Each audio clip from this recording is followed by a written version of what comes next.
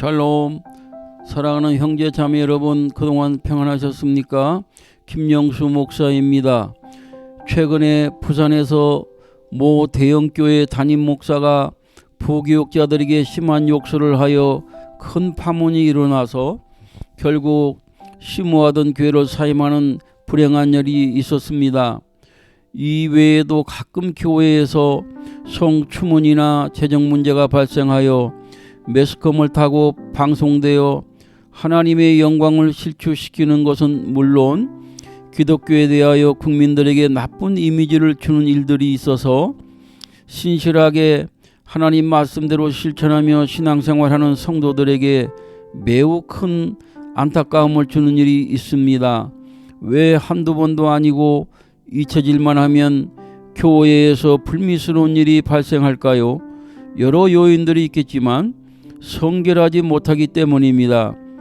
베드로전서 1장 16절에 보면 하나님께서는 내가 거룩하니 너희도 거룩하라고 말씀하셨습니다. 오늘은 성결에 대한 주제로 메시지 전하려고 합니다. 희망 구하겠습니다. 희망을 가지세요. 좋은 일이 있을 것입니다. 오늘날 이 세상에는 말세 현상이 많이 나타나고 있습니다. 지구 곳곳에 전쟁이 자주 발생할 뿐 아니라 도덕적 타락과 인성이 파괴된 강력 범죄들이 다반사로 발생하고 있습니다. 사랑이 식어지고 불법이 성행하는 시대요, 상식과 윤리가 무너져 내리고 혼돈과 증오가 가득 차오르고 있습니다. 이 시간 성결이 무엇인가 말하기 전에 먼저 이 세상은 온통 바벨론 문화에 젖어 있음을 알아야 하겠습니다. 바벨론의 죄된 문화가 무엇입니까? 대표적인 것 몇 가지를 살펴보면 첫째, 교만입니다. 다니엘서 4장에 보면 바벨론 왕 느부갓네살이 이렇게 말합니다. 이 큰 바벨론은 내가 능력과 권세로 건설하여 나의 도성으로 삼고 이것으로 내 위엄의 영광을 나타낸 것이 아니냐. 하나님이 주신 권세를 자신의 것으로 돌리는 교만의 극치입니다. 둘째, 우상 숭배죄입니다. 대형 금신상을 만들고 그 신상에게 절하게 합니다. 오늘날에도 하나님을 버리고 우상 숭배하는 사람들도 많고 권력, 물질, 인간 자신이 우상이 되는 경우도 있습니다. 셋째, 음행입니다. 요한계시록 17장 1절에는 큰 음녀라 했고 5절에는 큰 바벨론이라 하였습니다. 오늘날 하나님을 떠난 영적 음행과 육적 성적 타락은 바로 옛날 바벨론의 타락한 음행이 로마로 계승되고 이 시대까지 만연하여 머지않아 심판을 받을 것입니다. 이 시간 성결에 앞서 죄의 목록을 로마서 1장과 갈라디아서 5장을 근거로 구체적으로 알아보겠습니다. 첫째, 성적인 죄입니다. 현재 지구상에는 동성애가 성행하고 있습니다. 미국을 비롯한 40여 개 국가가 동성혼을 합법화했으며 미국 성공회에서는 동성애자도 주교로 임명하고 있고 미국 연합 감리교회에서는 동성애자도 목사 안수를 허락하고 있으니 타락의 극치라고 할 수 있습니다. 대한민국도 대구 시민 정도 숫자 약 250만에서 300만 명이 동성애자임이 통계로 나와 있습니다. 성경은 동성애를 분명히 죄라고 단정하고 있으니 우리는 성결하게 살아 동성애 죄를 범하지 않아야 할 것이고 현재 동성애자들에게는 정상생활하도록 기도해주고 사랑으로 권면해야 할 것입니다. 음행과 더러운 것과 호색이 있습니다. 성적 타락과 방종을 말하며 하나님의 창조 질서를 거스리고 가정을 파괴하고 자신의 영육을 망치는 죄입니다. 둘째는 종교적 타락입니다. 우상 숭배와 주술입니다. 하나님 외의 것을 의지하는 삶, 눈에 보이는 형상뿐 아니라 돈, 권력, 자기 자신도 우상이 될 수 있습니다.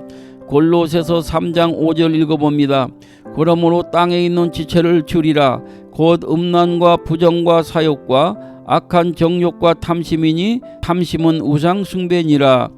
여기에 나오는 탐심은 단순한 욕심이 아니라 하나님보다 다른 것을 더 사랑하는 상태이며 돈, 성공, 쾌락, 사람 등을 하나님보다 위에 두기 때문에 우상 숭배입니다. 셋째는 관계 파괴의 죄입니다. 원수 맺는 것, 분쟁, 시기, 분냄, 당짓는 것, 분열, 이단, 투기 이러한 죄악들은 공동체를 무너뜨립니다. 성령님은 연합을 이루시지만 육체는 분열을 만듭니다. 넷째는 방탕과 절제 상실입니다. 술 취하고 방탕함은 자기 통제력을 잃은 상태입니다. 범죄하면 하나님의 심판이 있는데 감사하게도 성경에는 남은 자가 있습니다. 하나님께서 죄에 대한 심판을 하실 때도 믿음을 지키는 남은 자를 남기셨습니다. 노아는 대표적인 남은 자입니다. 온 세상이 죄로 가득할 때도 하나님과 동행하여 의로운 삶을 살았습니다. 즉 성결한 삶을 살았습니다. 이 외에도 엘리야 시대의 바알에게 무릎 꿇지 않은 7,000명 유다 나라의 포로 이후 남은 자, 신약 시대도 남은 자들이 있습니다. 우리도 죄악이 관영한 이 시대의 남은 자로서 성결하게 삽시다. 마지막으로 성결에 대하여 메시지 전하겠습니다. 성도가 성결해야 할 이유가 무엇인가요? 하나님의 뜻이며 명령입니다. 데살로니가전서 4장 3절 읽어봅니다. 하나님의 뜻은 이것이니 너희의 거룩함이라 음란을 버리고. 베드로전서 1장 15절 16절 읽어봅니다. 오직 너희를 부르신 거룩한 이처럼 너희도 모든 행실에 거룩한 자가 되라. 기록되었으되 내가 거룩하니 너희도 거룩하라 하셨느니라. 성결이란 무엇을 말하는가요? 히브리어 카다슈는 깨끗하다, 성별하다라는 의미를 가지고 있고 헬라어 하기오스는 거룩하게 구별된 존재를 말합니다. 성결은 하나님께 속하여 세상과 구별되어 하나님 말씀대로 사는 깨끗한 삶이라고 할 수 있습니다. 성결은 하나님께 속하여 세상과 구별되어 하나님 말씀대로 사는 깨끗한 삶이라고 할 수 있습니다. 감리교 창설자 요한 웨슬리는 성결을 정의하기를 마음과 삶이 하나님 사랑으로 충만하여 죄의 뿌리가 제거된 상태라고 보았습니다. 이를 웨슬리는 완전한 사랑으로 불렀습니다.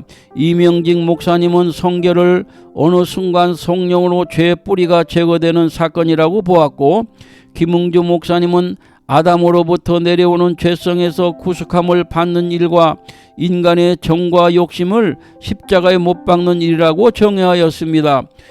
19세기 영국 성공회의 리버풀 주교였던 존 찰스 라일은 거룩에 대하여 이렇게 말했습니다.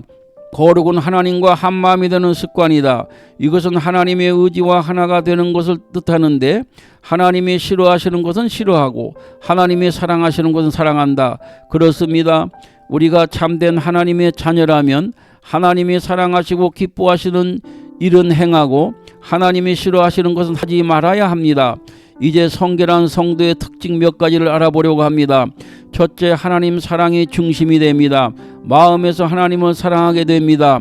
둘째, 죄에 대한 태도가 달라지는데 죄를 가볍게 여기지 않습니다.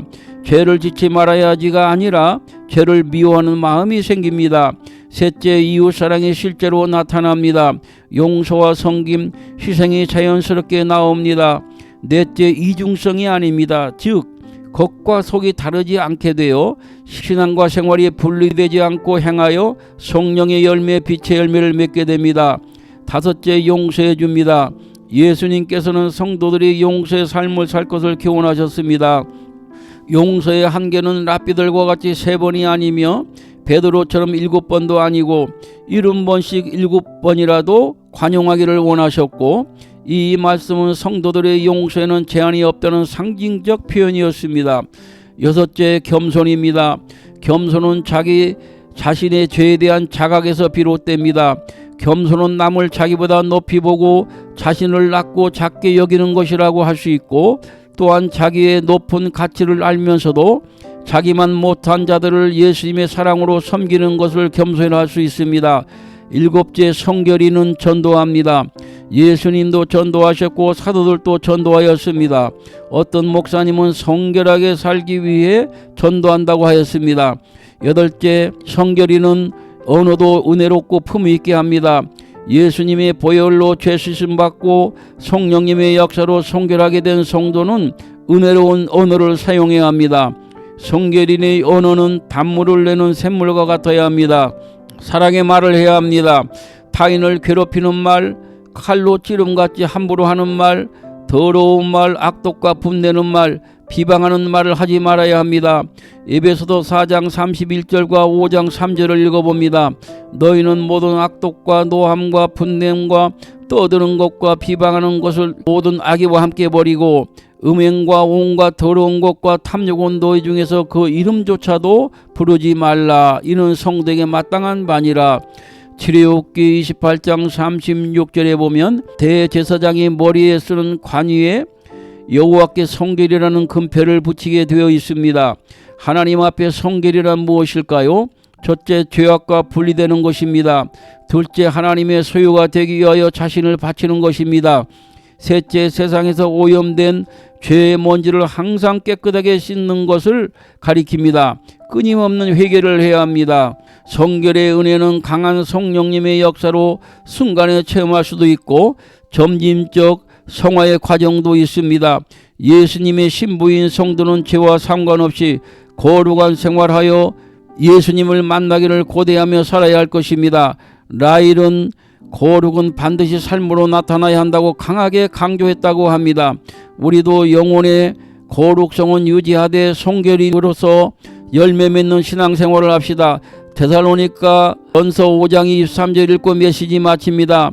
평강의 하나님이 친히 너희를 온전히 거룩하게 하시고 또 너희의 온 영과 혼과 몸이 우리 주 예수 그리스도께서 강림하실 때에 흠없게 보존되기를 원하노라. 기도하겠습니다. 하나님 아버지 감사합니다. 죄가 관영한 이 시대에 성결의 은혜를 주시옵소서.